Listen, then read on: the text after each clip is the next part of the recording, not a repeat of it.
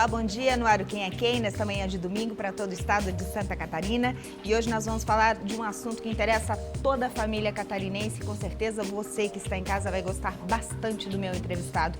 Ele é médico psiquiatra e faz parte da Associação Catarinense de Psiquiatria. Eu recebo então na bancada do Quem é Quem hoje aqui em Florianópolis o Dr. Henrique Marques Fogaça. Bom dia. Bom dia, um prazer recebê-lo. Obrigado pelo convite, pela oportunidade. Vocês que estão em casa também. Bom, a gente aproveitou aí a passagem do dia do transtorno bipolar que aconteceu durante essa semana, né? Se eu não me engano foi dia 30, né? Justo, dia 30. Em homenagem ao Van Gogh. Exatamente. Ele tinha transtorno bipolar? É muito provável que sim. Diagnósticos feitos dessa forma, como no caso dele, podem não ser muito precisos. Mas quem estudou a vida dele, quem estudou a biografia e a maneira como ele apresentou alguns problemas ao longo da vida, defende com bastante consistência de que ele sim tinha transtorno bipolar. A ideia do Dia Internacional surgiu em homenagem ao seu aniversário, dia 30 de março, acabamos de passar essa data, então daí veio a ideia. Bom, também é uma semana que a gente aproveita para esclarecer algumas dúvidas sobre a questão do transtorno bipolar, que é uma doença, né, doutor Henrique? Sim. A gente já vai entrar mais em definitivo no tema transtorno bipolar, mas antes eu gostaria de conhecer um pouquinho mais da sua carreira. Você é médico psiquiatra, é aqui de Florianópolis mesmo, é catarinense? Eu não sou catarinense, não sou de Florianópolis, mas moro aqui há alguns anos. Eu me formei psiquiatra aqui, no Instituto de Psiquiatria de Santa Catarina, Hospital da Secretaria de Estado da Saúde, onde eu fiz a residência médica em psiquiatria. É nosso já, catarinense. Eu sou paulista, já, mas moro em Santa Catarina desde os meus 9 anos de idade. Então me considero catarinense por adoção. O que te levou para essa carreira psiquiatra? Desde adolescente eu gostava muito de neurociências. Tinha um interesse grande por essa área e já pensava ao longo do segundo grau, no ensino médio, em cursar medicina em alguma área voltada para neurociências. Durante a faculdade eu fui me interessando um pouco mais sobre essa área e tentando de fato definir o que eu faria depois. E acabei optando pela psiquiatria por bastante identificação com o jeito de trabalhar, com os assuntos em questão. Foi isso que me fez escolher. Já um gosto antigo de adolescência e aprofundado durante a graduação em medicina. Hoje você se considera um profissional realizado na carreira que escolheu? Você se sente bem com os resultados alcançados? Gosto bastante do trabalho, faço com bastante entusiasmo, me sinto realizado sim. Doutor Henrique, o senhor hoje representa aqui no programa a Associação Catarinense de Psiquiatria, né? O que é essa associação? O que ela representa para a sociedade? O que ela faz em prol da sociedade aqui em Santa Catarina? Eu estou atualmente no cargo de secretário da Associação Catarinense de Psiquiatria, né, na gestão atual, que encerra no final desse ano, presidida pelo Eduardo Milhos Pimentel. A Associação Catarinense de Psiquiatria, o nome é quase autoexplicativo, ela congrega os psiquiatras que atuam aqui no estado, voluntariamente. Essa congregação não é obrigatória, claro. É uma espécie de clube dos psiquiatras que se juntam para fins associativos, como em outras áreas da sociedade existe. Existe o foco principal, que é científico, associação científica, para estudos, para palestras, para cursos, para congressos, também para alguns eventos sociais, congregando os psiquiatras e seus familiares. E também a gente tem tentado cada vez mais, a atual gestão, onde eu estou como secretário, é a segunda gestão consecutiva que o Eduardo Pimentel tem feito. E uma das metas da atual gestão é sim, se engajar cada vez mais na sociedade, para fins informativos, como esse espaço fantástico que a gente está tendo hoje no seu programa, de trazer informações e esclarecimentos para a população. A gente tem feito também cada vez mais trabalhos com outras áreas da sociedade, trabalho junto ao sistema judiciário, por exemplo, que conseguimos nos aproximar nos últimos anos para resolver algumas questões de trabalho que envolvem tanto a psiquiatria e a medicina quanto a justiça. Ano passado a gente teve uma oportunidade muito legal de fazer um trabalho voltado para a prevenção do suicídio no mês de setembro, Setembro Amarelo. E esse ano a gente já começou a trabalhar agora, desde o início do ano, na construção dessa campanha para que ela tenha um alcance ainda maior de informação à população do que é esse problema. É um problema bastante sério, a gente sabe. E a ideia é informar, educar e fazer com que essas doenças sejam minimizadas com o auxílio da medicina e da psiquiatria. É interessante aí essa conscientização sobre o suicídio. Existe um pacto na mídia, em termos gerais, pelo menos no Brasil, que a gente não noticia o suicídio até para não incentivar, não é? Mas a gente sabe que os números são preocupantes, né? E vale a pena uma olhada com carinho, né, da sociedade em termos gerais. Esse trabalho eu penso que seja bem interessante.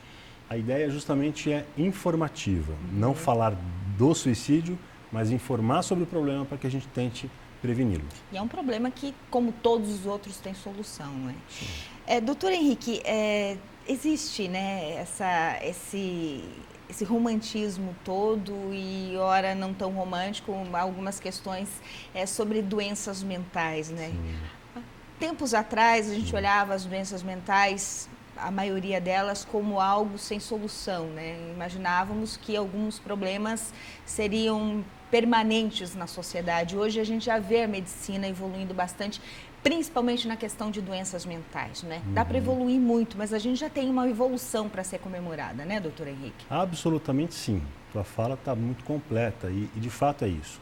O preconceito ainda é enorme, é uma pena que o preconceito afaste tantas pessoas da possibilidade de avaliação correta e, consequentemente, de um tratamento correto.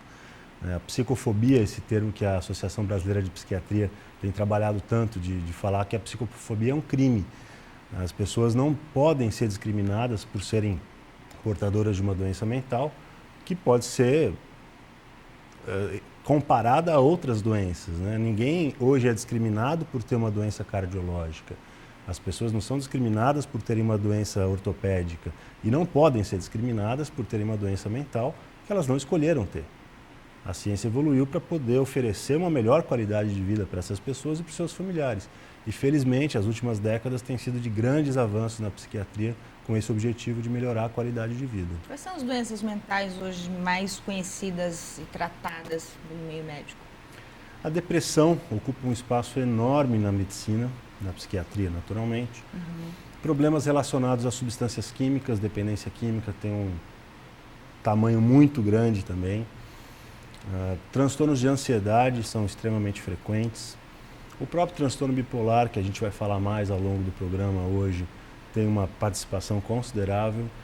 Pode ser que em número absoluto nem tanto, ao longo da manhã a gente vai falar alguns dados. Mas em termos de impacto, de prejuízo, tanto individual quanto social, sim, o prejuízo é grande. Bom, a gente vai para o intervalo comercial. Eu sei que a gente ainda tem um tempinho agora, mas eu vou guardar esse tempinho para o próximo bloco, porque eu já quero entrar no transtorno bipolar e eu sei que o assunto vai render, porque existem muitas dúvidas, né? E algumas, o senhor falou muito bem em relação ao preconceito que existe em relação às doenças mentais. Existe muito preconceito, por exemplo, em relação ao transtorno bipolar, que é o que a gente vai tratar especificamente depois do bloco. Depois do intervalo, no próximo bloco. É um instante só e a gente já volta.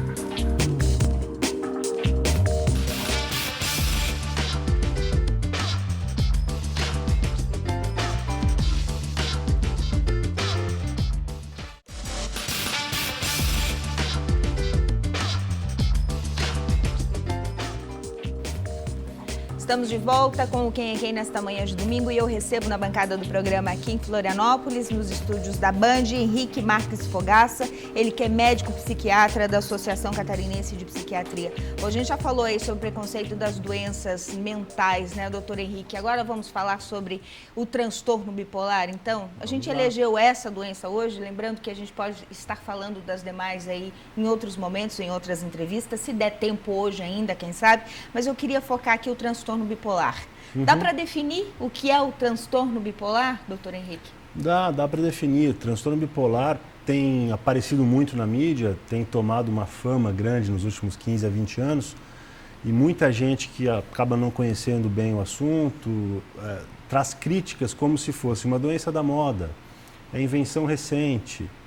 Existem críticas nesse sentido, né? A indústria farmacêutica está envolvida nisso para aumentar a sua venda de medicações. E essas informações não procedem, não são reais. Existem textos que datam de mais de 2.000 anos, que se você for lê-lo hoje, sem saber da data, você tem a clareza de estar lendo um texto recém-escrito, de um cientista que está pesquisando o assunto hoje. Tamanha a riqueza de detalhes que esse autor fez o texto 2.000 anos atrás, descrevendo como a doença se apresenta, como as pessoas demonstram os sintomas e os sinais dessa doença, escrito 2.000 anos atrás. Então não tem nada de doença da moda. Nova. Não é. É inerente à espécie humana. A gente tem documentos bem antigos mostrando isso. Eu estou citando um texto de um autor, mas tem vários outros equivalentes. Esse, em especial, chama atenção porque a riqueza é muito grande de detalhes, escrita há 2000 anos, onde a abordagem era muito diferente, tanto a abordagem de entendimento do problema, quanto a abordagem de tratamento que a gente tem hoje. Então, o fenômeno estava lá, descrito da mesma forma que a gente enxerga hoje. Felizmente, hoje, muito melhor compreendido e com resultados de tratamento muitíssimo melhores do que se tinha 50, 100, 200 e 1000 anos atrás. Então, quem tem transtorno bipolar hoje pode ser muito bem avaliado e muito bem tratado a ponto de ter uma vida produtiva, uma vida boa, normal, podemos dizer. Então, existe muita desinformação que afasta, como a gente falou no bloco anterior, as pessoas do acesso à avaliação e ao tratamento. E o que a gente quer é poder levar a informação, divulgar que existe o problema e que existe uma solução, que existe um bom tratamento altamente eficaz. Você perguntava como que pode se caracterizar o transtorno bipolar. Isso. Classicamente, o principal sintoma do transtorno bipolar é a oscilação do humor. O nome atual, transtorno bipolar, tem gente que defende outros nomes, mas enfim, é o nome oficial que a gente tem hoje, transtorno de humor bipolar, vem da ideia de existirem dois polos de humor que se alternam ao longo do tempo. Um polo depressivo, onde predomina tristeza, choro, falta de energia, falta de iniciativa, ideias pessimistas. E um polo oposto a isso, que tecnicamente é chamado de mania, mania para transtorno bipolar, para psiquiatria, não tem um significado leigo de mania como mania de limpeza, mania de perseguição, aí é um outro tipo de problema, talvez a gente não consiga falar em detalhes isso, mas hoje, durante a conversa, quando eu falo mania, eu me refiro à fase oposta à da depressão, onde o que falta na depressão sobra na mania. As pessoas acometidas pela doença têm, durante as fases de mania, uma aceleração muito grande, um excesso de energia, um excesso da produção intelectual, da produção de ideias, grandiosidade, sentimentos de serem melhores do que de fato são, de terem mais capacidades do que de fato têm, uma alegria em excesso, diminuição do sono, aumento de libido, uma perda da capacidade de gestão financeira, achando que podem fazer transações e negócios incompatíveis com a sua realidade econômica, exposição moral por acabarem falando e sentindo situações que não correspondem. Eles extravasam ao máximo todos os seus sentimentos. Extravasam demais e perdem a noção, perdem o domínio sobre o sentimento. Qual é o período de cada mania? Os períodos, para serem chamados de mania, tem que durar pelo menos 4 dias. 4 dias de euforia total. Pode variar em intensidade ao longo desse período, mas sim, visivelmente essas pessoas estão diferentes do seu jeito habitual de ser. Estão mais falantes, mais aceleradas mentalmente, habitualmente estão mais irritáveis do que são, estão muito alegres, com frequência estão inadequadas, falando coisas em horas e de jeitos inapropriados, dormindo pouco, bem menos do que o habitual, tendo uma energia física que não é comum naquele indivíduo. Essas são as fases de mania, que duram dias a fio. E aí, depois desse período, vem o período da tristeza, da depressão profunda. Quer dizer, no momento estava se sentindo o dono do pedaço. No outro dia, mais ou menos isso, né? E no outro dia, se sentindo a pior pessoa do mundo. Não chega a ser no outro dia. Mas as variações depois de fase... desse período. Exatamente. Isso é uma diferença Entendo. Importante que a gente vê com frequência a dúvida chegar até a gente. Eu acordei bem e fui dormir mal. Hoje eu estou legal, ontem eu não estava. Oscilações intensas em curto espaço de tempo não são habituais no transtorno bipolar. Essa brincadeira que a gente faz às vezes com um colega, né, da faculdade, do trabalho, enfim, a pessoa me cumprimenta num dia, não cumprimenta no outro, é bipolar. Essa brincadeira eu acho que não é tão muito correta aqui agora conhecendo. É bastante comum esse comentário, até porque esse comentário habitualmente a gente ouve em tom jocoso, né, que reforça o preconceito, reforça o estigma, como se de fato um bipolar tivesse culpa de ter essa doença, né? Um hipertenso não tem culpa de ser hipertenso. Bipolar não sabe que é bipolar? Ele sabe reconhecer que tem alguma coisa errada nele? Habitualmente eles reconhecem, mas nem sempre como uma doença. Que há algo diferente, que há algo estranho e prejudicial, vários deles se dão conta, a família se dá conta, mas daí a reconhecer que isso é um possível problema médico, que é uma possível doença, que merece avaliação para se de fato for confirmada a existência da doença, começar um tratamento adequado, muitas vezes esse tempo é excessivo. O tempo médio entre o início dos sintomas e o diagnóstico feito de forma correta chega a 10 anos. O tempo médio. Uau! É demais. Imagine 10 anos você com um problema, ele se agravando a cada dia que passa. Esse espanto teu não é menor que o nosso. Infelizmente, as pessoas demoram muito a chegarem até uma avaliação adequada, para um diagnóstico bem feito e começar um tratamento adequado. E a doença, realmente ela vai piorando, como todas as outras, ou ela se estabiliza aí 10 anos para descobrir que tem a doença? Ela tem seus diferentes estágios, ela fica mais grave no 10º ano? Como regra geral, essa doença é progressiva. Vai progredindo. O transtorno bipolar e uma série de outras doenças mentais não tem o conceito tradicional de cura. Eu tenho uma pneumonia hoje, bem tratada, eu vou estar curado dessa pneumonia em poucos dias. Eu posso vir a ter outras no futuro, mas a pneumonia eu curei.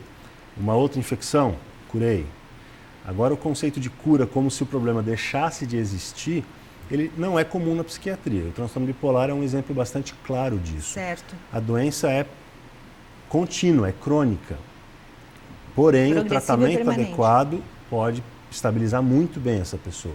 De um modo geral, o prejuízo é cumulativo. Se não for tratado adequadamente, a tendência é que a pessoa vá tendo mais e mais prejuízos, acumulando dificuldades oriundas da doença. Verdade. Pois a gente vai para o intervalo comercial, depois do intervalo o doutor Henrique vai responder para a gente. Por exemplo, a gente nasce com transtorno bipolar, né, ou adquire ao longo da vida. Como é que funciona o tratamento, né, dessa questão? E os prejuízos, né? Porque me parece que o prejuízo é único e exclusivamente para o paciente, para a pessoa que tem a doença. A gente vai para o intervalo comercial e já volta um instante só.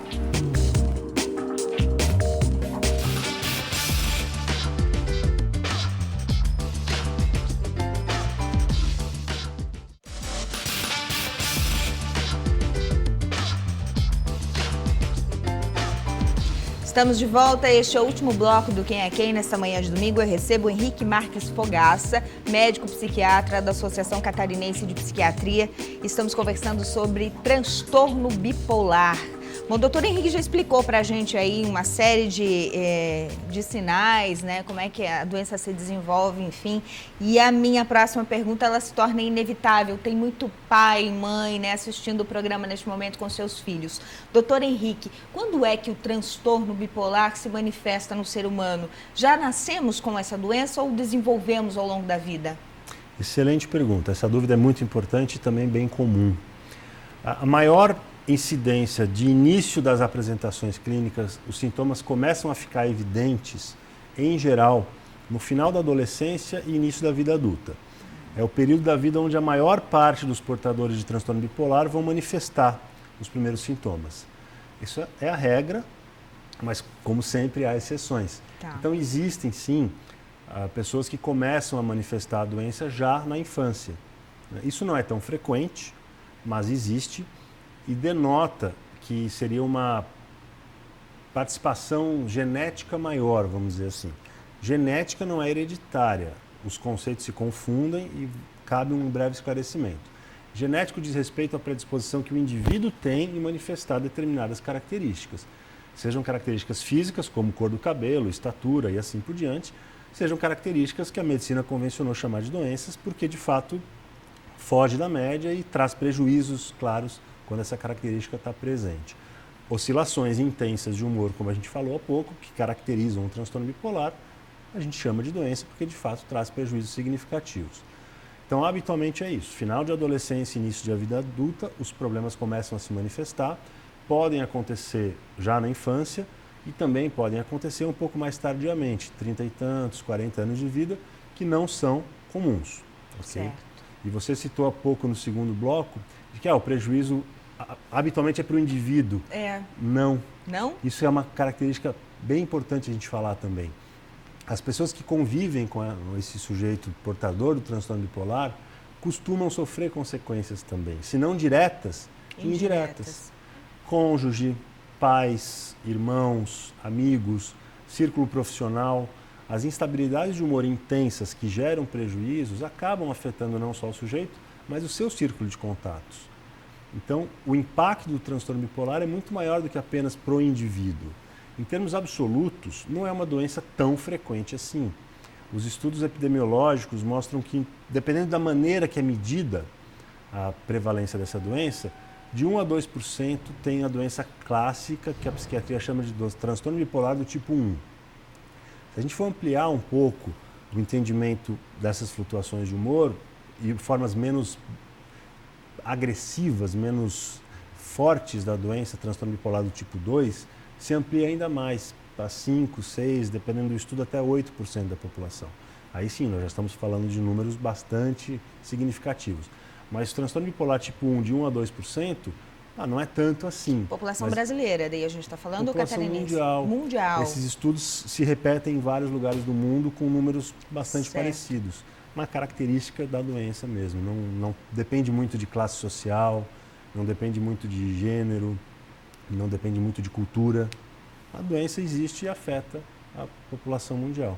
Bom, o senhor já falou que tem tratamento, né? Sim, tem que procurar o especialista. sim. Nesse caso, gente, o especialista é o médico psiquiatra, que eu Sim. acho que é o único que está aí capacitado para fazer Sim. tanto o diagnóstico quanto o tratamento, né? Perfeito. Qual que é o tratamento para o portador da doença do transtorno bipolar? Bem colocado, o transtorno bipolar é uma situação bastante peculiar que merece sim uma avaliação especializada pelo médico psiquiatra, que está habilitado, se de fato houver o diagnóstico, a prescrever um tratamento adequado.